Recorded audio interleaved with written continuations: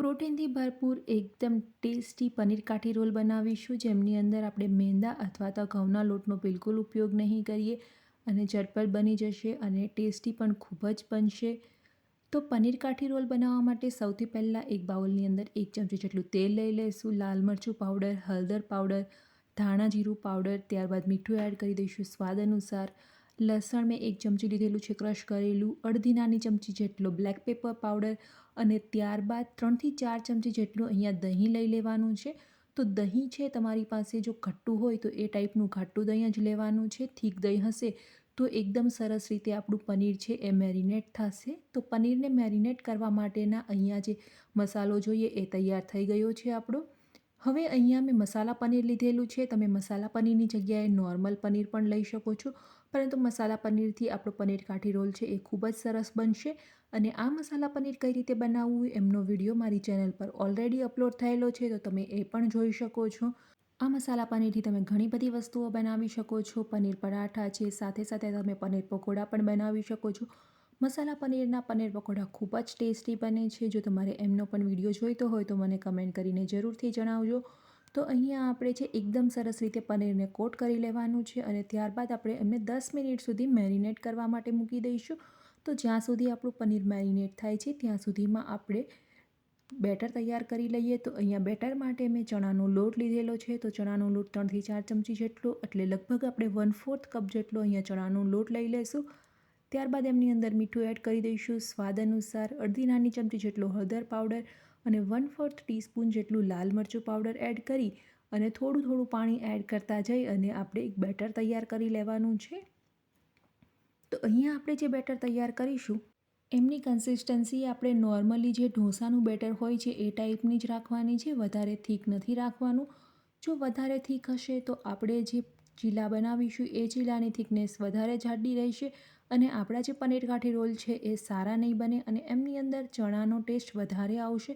તો અહીંયા આપણું બેટર પણ તૈયાર થઈ ગયું છે અને ત્યાં સુધીમાં આપણે જે પનીરને મેરિનેટ કરવા માટે રાખેલું હતું એ પણ એકદમ પરફેક્ટ રીતે મેરિનેટ થઈ ગયું છે. હવે આપણે એમને એક પેનમાં લઈ લઈશું. તો અહીંયા મેં પેનમાં તેલ બિલકુલ નથી લીધેલું. તેલનો આપણે બને એટલો ઓછો ઉપયોગ કરીશું અને ઓછા તેલથી જ એકદમ ટેસ્ટી નાસ્તો અને એકદમ હેલ્ધી નાસ્તો બનાવીશું. તો પનીરને આપણે થોડી વાર માટે કૂક કરી લેવાનું છે. તો ગેસની ફ્લેમને આપણે મીડિયમ રાખીશું અને મીડિયમ ફ્લેમ પર જ આપણે પનીરને કૂક કરી લઈએ. તો વધારે અહીંયા આપણે કૂક નથી કરવાનું, માત્ર 1થી 2 મિનિટ માટે જ કૂક કરી લઈશું. ત્યારબાદ મેં અહીંયા કેપ્સિકમ લઈ લીધેલા છે, અનિયન અને ટામેટાં લીધા છે. તો ટામેટાનો જે બીજનો ભાગ છે એ આપણે કાઢીને જ લેવાનો છે અને આ રીતે મેં લાંબી કટ કરેલી છે. બધી જ વસ્તુઓને મિક્સ કરી દઈશું એકદમ સરસ રીતે. તો અહીંયા વેજીટેબલ્સ મિક્સ કરી અને આપણે વધારે કૂક નથી કરવાનું, આપણા વેજીટેબલ્સ ક્રન્ચી રહે એ રીતે જ આપણે એમને કૂક કરીશું. તો લગભગ મેં અહીંયા 2 મિનિટ સુધી બધા જ વેજીટેબલ્સને પનીર જોડે મિક્સ કરી અને કૂક કરી લીધા છે. તો આપણા પનીર અને વેજીટેબલ્સ એ પણ એકદમ સરસ રીતે કૂક થઈ ગયા છે. અહીંયા આપણે કોઈ બીજા મસાલા એડ કરવાની બિલકુલ જરૂર નથી. ઓલરેડી આપણે પનીરને મેરિનેટ કરેલું હતું ત્યારે એમની અંદર મસાલા એડ કરેલા જ હતા. હવે આપણે જે બેટર તૈયાર કરેલું છે એ બેટરમાંથી ચીલા તૈયાર કરી લઈએ. તો એમને આપણે ઢોસાની તવી પર જ ચીલા તૈયાર કરવાના છે. તો તમારે જે સાઇઝનું પનીર કાઠી રોલ તૈયાર કરવા હોય તમે એ સાઇઝના અહીંયા ચીલા તૈયાર કરી શકો છો. તો અહીંયા મેં મોટી સાઇઝનો એક ચીલો તૈયાર કરી લીધો છે. તો આ રીતે આપણે સેન્ટરથી લઈ અને બહારની સાઈડ સ્પ્રેડ કરતા જવાનું છે. નોર્મલી જે ઢોસા બનાવીએ છીએ બસ બિલકુલ એ જ રીતે આપણે ચણાના લોટના ઢોસા તૈયાર કરી લેવાના છે. હવે 1 ચમચી જેટલું તેલ આપણે એડ કરી દઈશું. તો અહીંયા તમે તેલની જગ્યાએ બટરનો પણ ઉપયોગ કરી શકો છો. બટરથી પણ ખૂબ જ સરસ ટેસ્ટ આવશે. એમને આપણે સ્પ્રેડ કરી લઈશું. ગેસની ફ્લેમ મીડિયમ રાખીશું અને મીડિયમ ફ્લેમ પર જ આપણે કૂક કરવાનું છે. તો અહીંયા જોઈ શકો છો કે આપણું જે ઢોસા છે એ એક સાઈડ એકદમ સરસ રીતે કૂક થઈ ગયા છે. સાઈડ ચેન્જ કરી લઈશું અને બીજી સાઈડ આપણે વધારે કૂક કરવાની જરૂર નથી, માત્ર અડધો મિનિટ સુધી જ કૂક કરીશું.